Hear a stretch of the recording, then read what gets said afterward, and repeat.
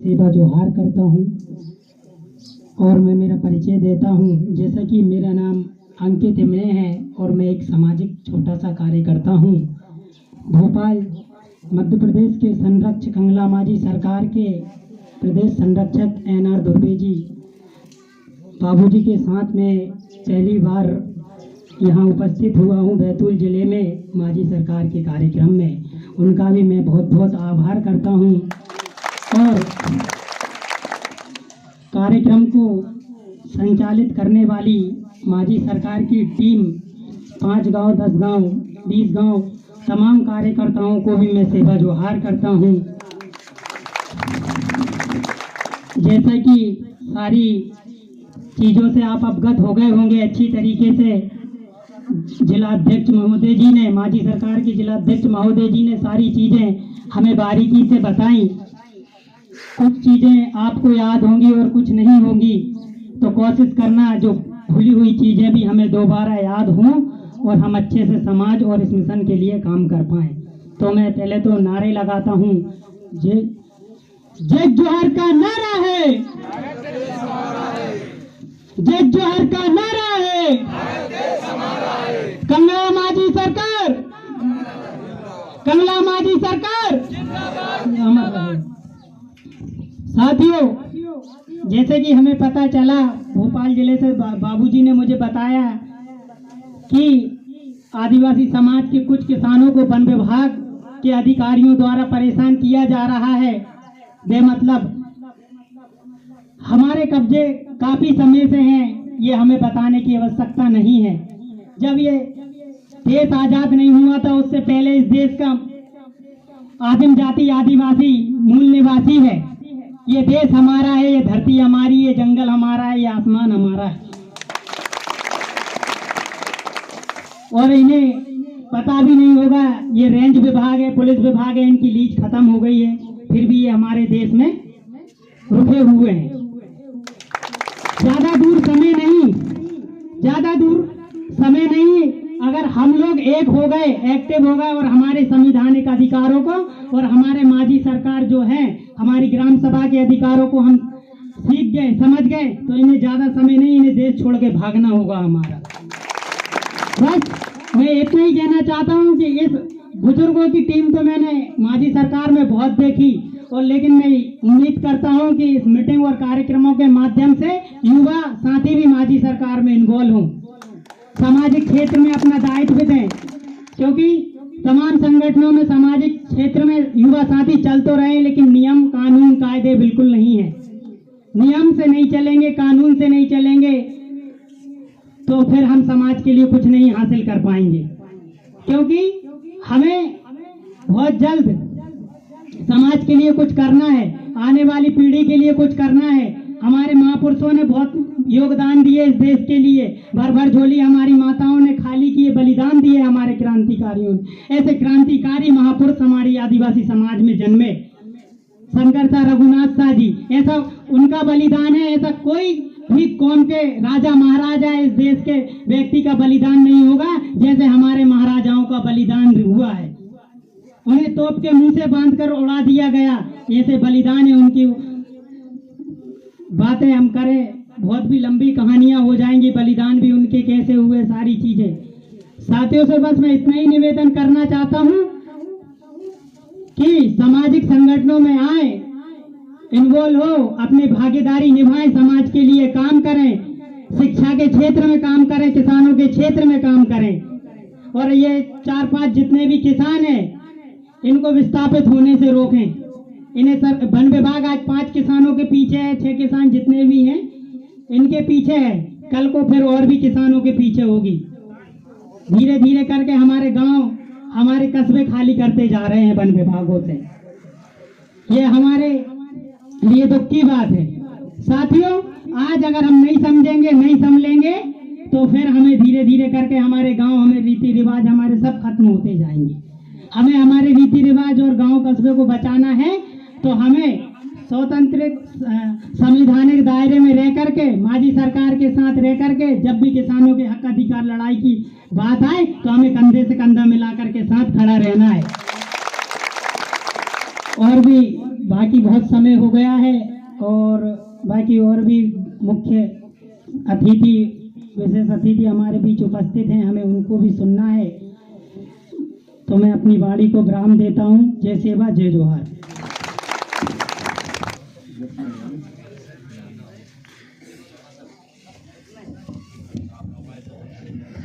भारत माता की, भारत माता की, भारत माता की। देवगणों का, देवगणों का, देवगणों का। बासी बोडी गांव में आप सबने यहाँ बुलाया, आप सबके दर्शन करने का सौभाग्य मिला। यहाँ के बुजुर्गों को, यहाँ की मातृशक्ति को, यहाँ के सैनिकों को, यहाँ के पैनकड़ा को, यहाँ के देवी देवताओं को, सभी को मैं सेवा जोहार करता हूँ। अभी हमारे जिला अध्यक्ष हाके जी के द्वारा बहुत सारी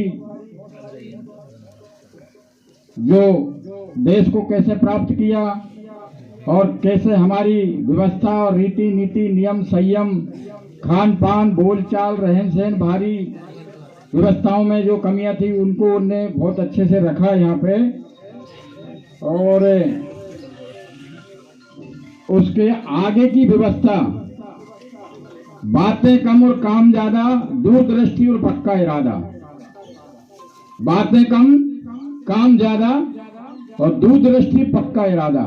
ये हमारे अभी रायसेन वाले इब्ने जी ने ये जो संदेश दिया है, और ये जैस में भी काम करते हैं और सामाजिक मूवमेंट में जो भी इनको काम मिलता है, और मध्य प्रदेश में बहुत जिलों में जा जाके ये काम करते हैं।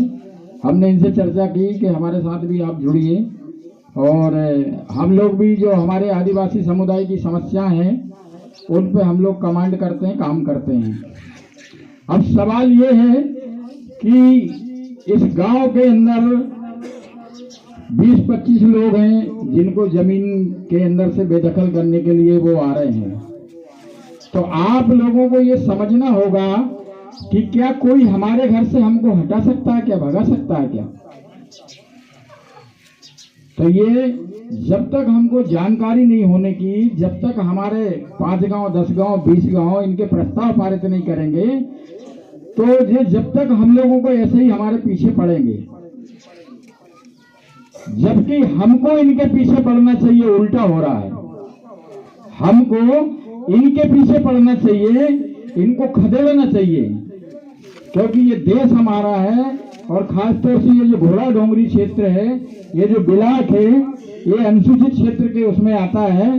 तो यहाँ पे तो शासन प्रशासन, एसपी डीएसपी कमिश्नर, तमाम लोगों को अगर यहाँ आना है तो यहाँ के लोगों से मंजूरी लेना पड़ेगी, परमिशन लेना पड़ेगा, ऐसा हमारा संविधान बोलता है।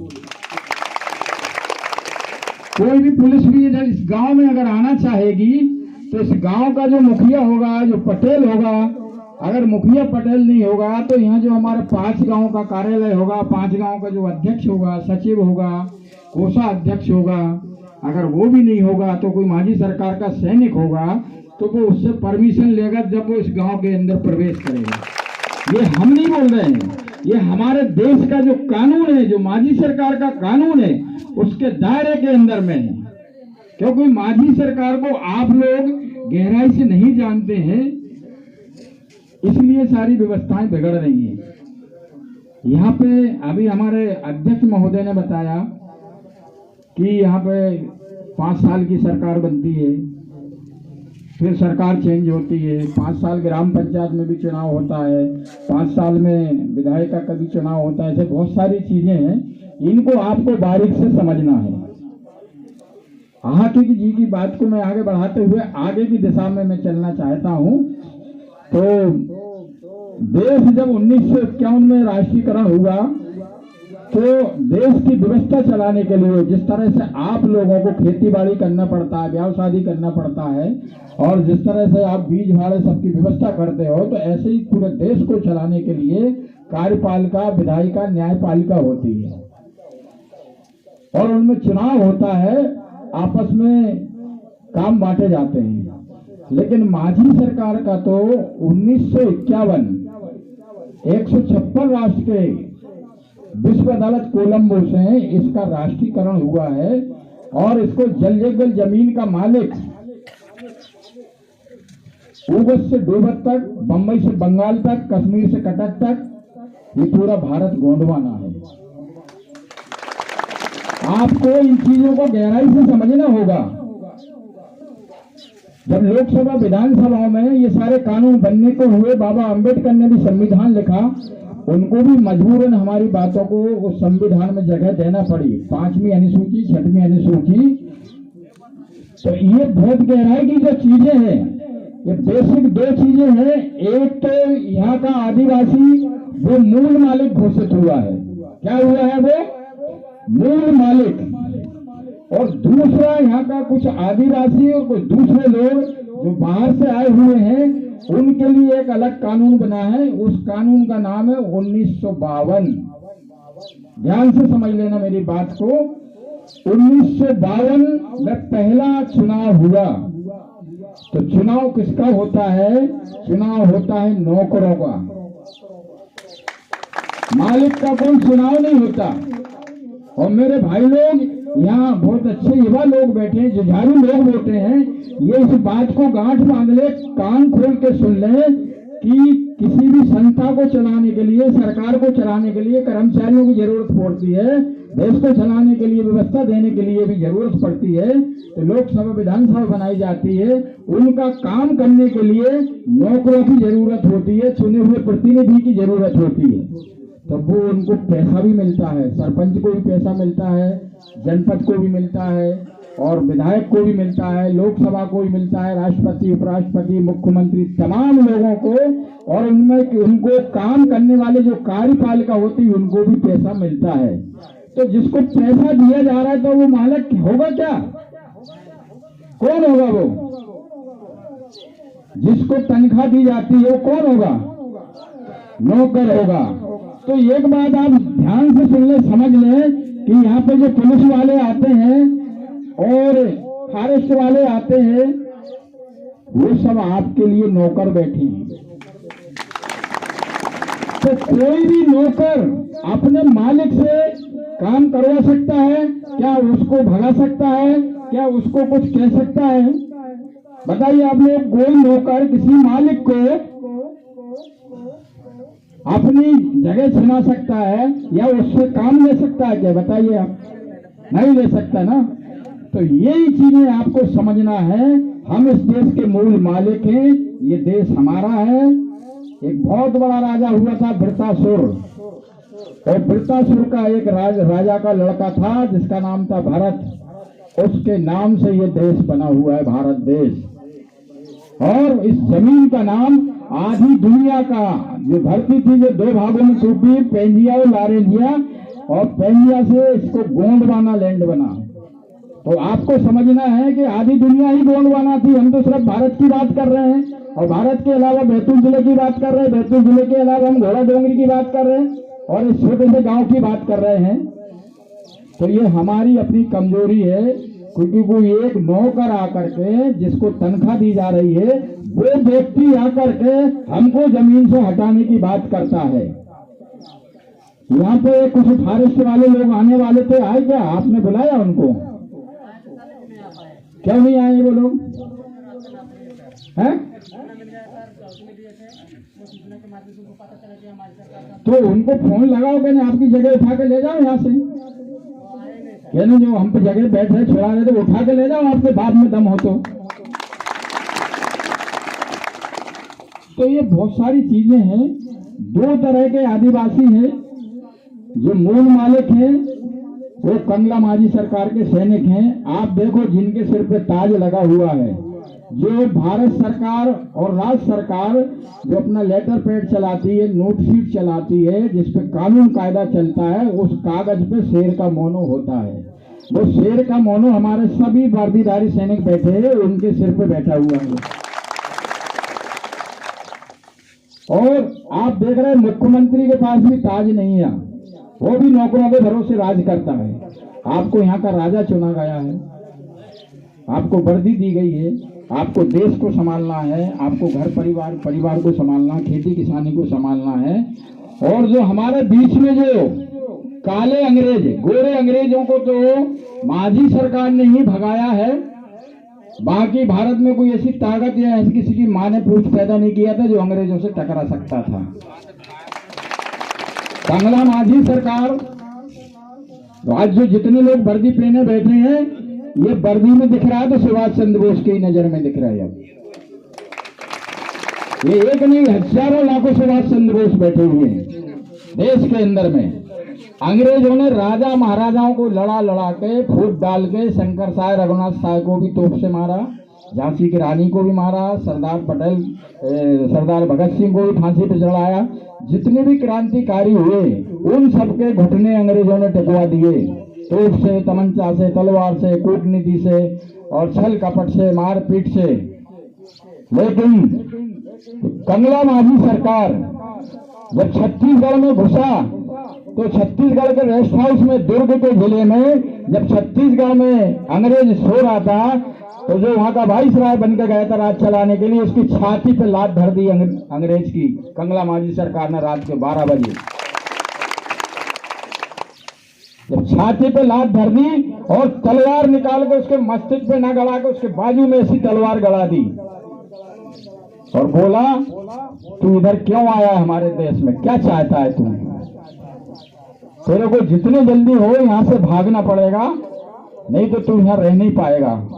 तो उसने बोला कि मैं जर्मन से हार गया हूं, दूसरा विश्व युद्ध चल रहा था, 1942 के बीच की बात है।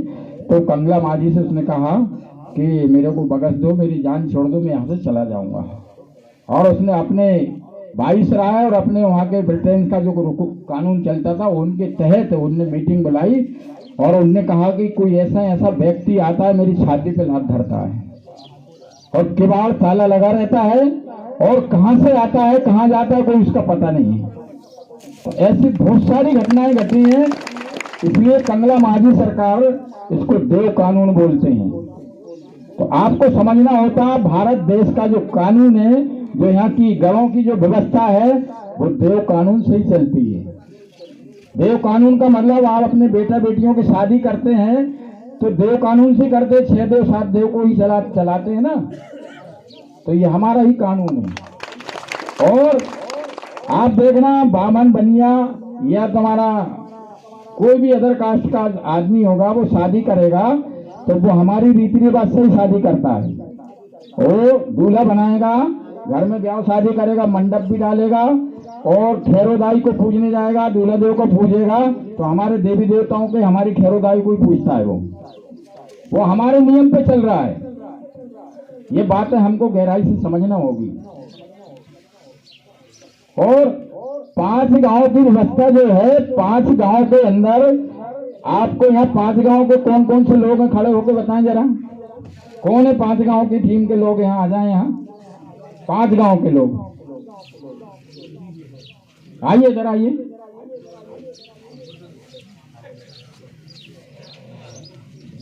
पांच गांव की टीम है कि 10 गांव की? 5 गांव की। इस गांव में कहां पे है? तो ये गांव 5 गांव की टीम के अंदर में आता है। ये जो गांव, जिस गांव में अपन बैठे बात कर रहे हैं, ये किस टीम में आता है? नहीं, अपनी टीम के अंदर में 5 गांव 10 गांव किस में आता है, आप बताओ।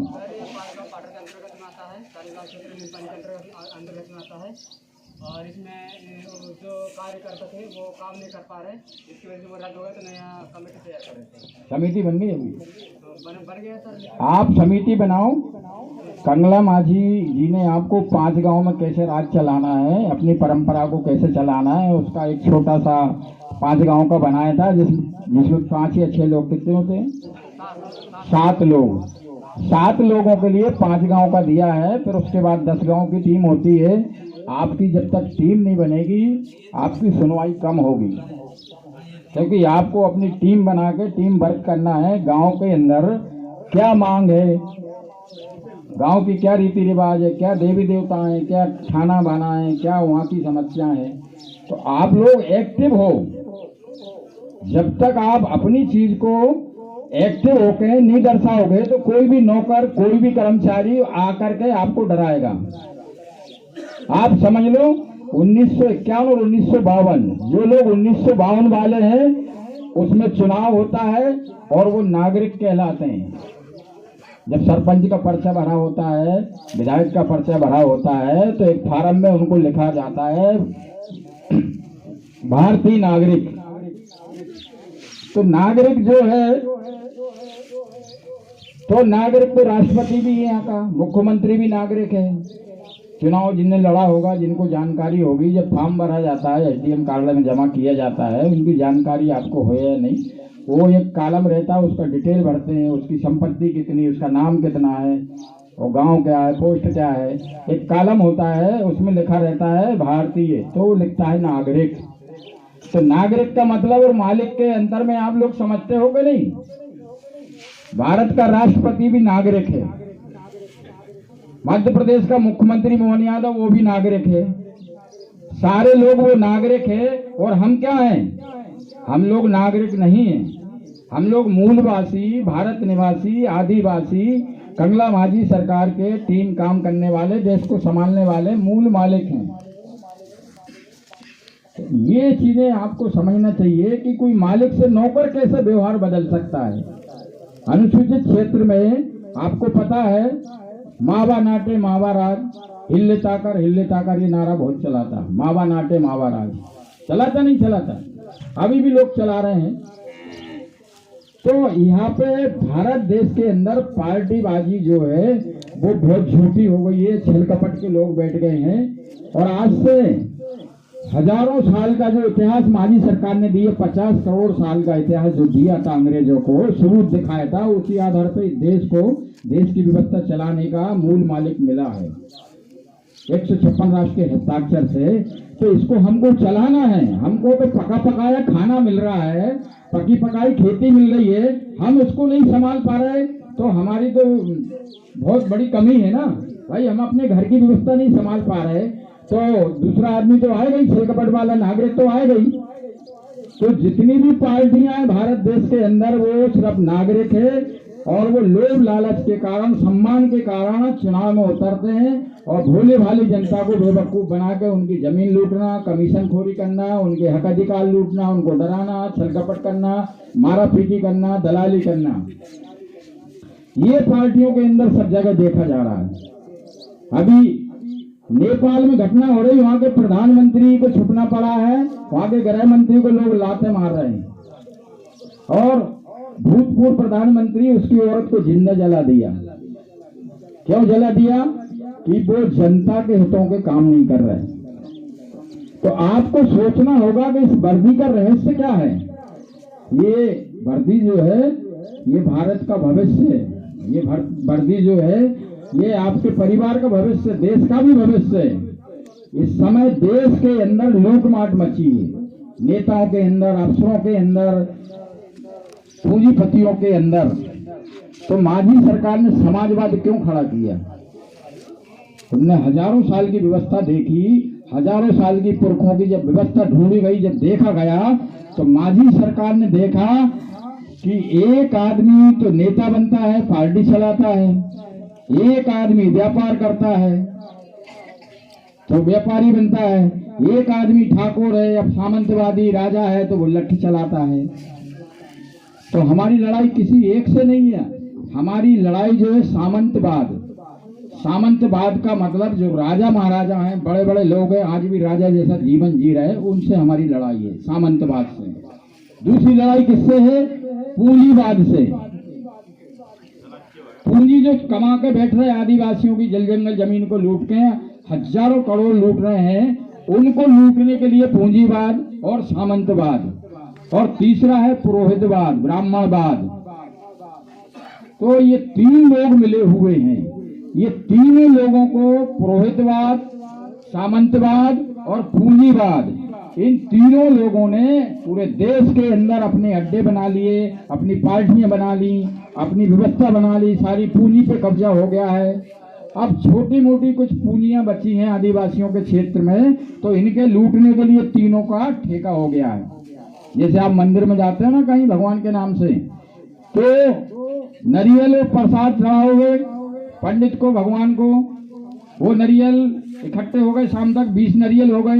20 नारियल उसने बनिया को भेज दिया, बनिया से आप फिर खरीद के लाए। वही नारियल फिर आपने चढ़ाया, वो इकट्ठे हुए उसने फिर वहां मंदिर में पहुंचा दिए, मंदिर से बनिया के पास आया था। ऐसी बहुत सारी व्यवस्थाएं वो घूम रही हैं। और जितने मंदिर बन रहा है उनकी रक्षा करने के लिए ठाकुर खड़ा है, जमीन देता है। तो हम लोग तो क्या है कि मूल मालिक होने के कारण हमारी जो व्यवस्था है, देवगणों की जो व्यवस्था है, जो हमारी पुरखों की पुरखोती है, उसको हम नहीं समझ पा रहे। हम कोई भी यहाँ नेता आता है, कुर्ते पजामे झकाक पहन के आता है, 2-4 10-20 चमचे हमचे आते हैं, उनके पीछे हमारे लोग दौड़ के जाते हैं, भैया राशन कार्ड बना दे, भैया हमारा पट्टा बना दे, भैया हमारा खेत न पवा दे। तो ये सब व्यवस्था है, वह आपको समझना होगा।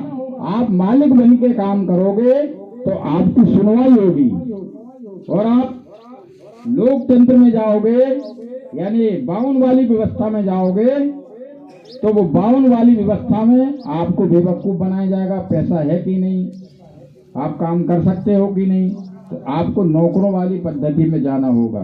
तो आप लोग ये बताइए, नौकरों वाली पद्धति में जाना चाहते हो कि मालिक वाली पद्धति में जाना चाहते हो? मालिक वाली पद्धति। कौन सी पद्धति में जाना चाहते हो? ये हमारे सगा समाज के लोग बैठे हैं, पढ़े लिखे हैं, काफी एक्टिव लोग हैं। आज मुझे खुशी होती है ऐसे लोगों को देख के कि ये बड़े बुजुर्गों के हम लोगों के बीच में सुनने आए, समझने आए हैं। इनके अंदर बहुत विल पावर है, कुछ काम करना भी चाहते हैं, लेकिन इनका हर जगह से गेट बंद हुआ है। आप लोग बहुत कुछ करना चाहते हो, लेकिन हर जगह जाते हो तो आपकी सुनवाई नहीं होती, कोई विल पावर नहीं बनता, कोई संगठन नहीं बन पाता। क्यों नहीं बनता? उसका कारण है, 2 कारण है। एक कारण तो हमारे किसान लोग वो अपनी खेती करते हैं और खेती बचाने के लिए एक धोखा खड़ा करते हैं। धोखा जानते हैं ना सब लोग।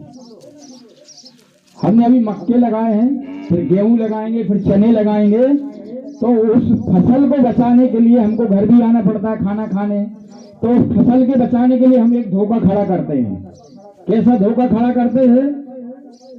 फटा पुराना कुर्ता पजामा पहना के और एक हंडिया लगा दी, हंडिया में नाक मुंह कान बना दिए, तो जानवर आता है, सोचता है यार कोई बैठा है यहाँ, तो वो घुसने की हिम्मत नहीं करता। तो झिझक रखावे खेत को झिझक घुसन न दे, झिझक रखावे खेत को झिझक घुसन न दे, और झिझक खोल बाहर करो तो जी चाहो सो लो। ऐसे ही सरकार ने धोखे बिठाए हैं, पंचायत स्तर पे धोखेदार बिठाए हैं, उनको दलाल भी कहते हैं, उनको कुछ भी बोल दो। तो वो जो धोखे बैठे हैं, तहसील में बैठे हैं, पंचायत में बैठे हैं, जिला कार्यालय में बैठे हैं, सारे डिपार्टमेंटों में धोखे बैठे हैं। वो धोखे आपको डराते हैं, जैसे आप जानवरों को डरा रहे हैं ना फसल बचाने के लिए, ऐसे ही वो अपने आप को बचाने के लिए, अपनी संपत्ति और अपनी इज्जत सम्मान बचाने के लिए उनने धोखा बिठाई है। तो हमने तो हमारे देश के भविष्य को सुरक्षित करने के लिए, हमारे परिवार को पालने के लिए एक धोखा बनाया है। तो वो धोखा गलत नहीं है, क्योंकि वो हमको अन्न देगा। और अभी आके जी ने बहुत सारी बताई थी, कितने लोगों को खाना देना पड़ता है, वो अपने आप खून मिल जाता है, अपने आप भोजन फसल सब मिल जाती है उनको। लेकिन जो हम लोगों को बेवकूफ बनाने के लिए, हमारे पैसा संपदा कौड़ी जो भी चीजें मान सम्मान बचाने के लिए जो धोखे बैठे हैं, अब उन धोखे से कैसे निपटना है तो ये सुन लो आप, समझ रहे आप? वो जो धोखे हैं, वो धोखे जो माजी सरकार के किनारे नहीं आते। जैसे अभी ये मोबाइल है, तो ये मोबाइल यहाँ पे लग नहीं रहा, कवरेज नहीं मिल रहा। तो ऐसी जहाँ माजी सरकार का संगठन होगा, 5 गांव का 10 गांव का पढ़ा लिखा संगठन होगा, तो वहां पर जो धोखे वाले लोग जिनकी मैं बात कर रहा हूँ, वो धोखे उस कवरेज में नहीं आते। डग डग बैल 8 डग कुत्ता और 10 जग नार 20 जग लुच्चा। लुच्चा हमारे आजू बाजू कहीं नहीं आता। डग डग बैल 8 डग कुत्ता हमारे कवरेज में ये लोग नहीं आते। जैसे कुत्ता है तो वो भी नहीं आता। कुत्ते टाइप के जो लोग हैं, काटने भौंकने देते हैं। कदम कदम पे बैल मतलब पशु समान लोग हैं। डग डग बैल 8 डग कुत्ता 8 कदम की दूरी पर कुत्ते के समान लोग बैठे हैं जो आदिवासी की संपत्ति लूटना चाहते हैं। और 10 दड़ नार, नार का मतलब है गांव बसाने वाले लोग भी, और गांव लोग जो गांव बसा है उस पे निगाहें लगा के लोग उनको छल कपट करके उसको कमजोर करने वाले। और नार का मतलब होता है लड़ाई, कलह, कलेश, ये दुनिया भर के जो फसाद होते हैं वो मतलब 10 कदम पे बैठे हैं और 20 कदम पे लुच्चा खड़े हुए हैं। तो इन लुच्चों से अपनी कवरेज में नहीं आने देना है। आप समझ रहे, पढ़े लिखे हैं आप, तो आपको एक बहुत बड़ी व्यवस्था दी है भारत सरकार के द्वारा। आपको राजताज कलम कुंजी भूमि